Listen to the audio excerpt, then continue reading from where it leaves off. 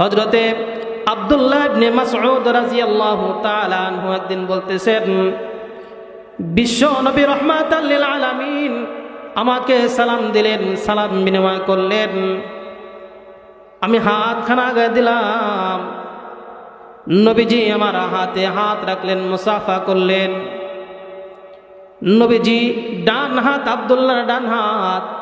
এরপরে আব্দুল্লাহ রাদিয়াল্লাহু তাআলা আনহু বলতেছেন, নবীজি বাম হাত দ্বারা আমার হাতের উপরে রাখলেন।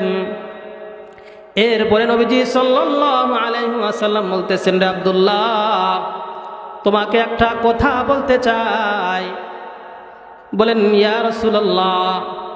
হযরত আব্দুল্লাহ ইবনে মাসউদ রাদিয়াল্লাহু তাআলা আনহু বলতেছেন, ইয়া রাসূলুল্লাহ, আপনি কি উপদেশ দিতে চান? কোনো সমস্যা নাই। নবী আরবি সাল্লাল্লাহু আলাইহি ওয়াসাল্লাম বলতেছেন, তোমাকে আজকে আত্তাহিয়াতু শিক্ষা দেই।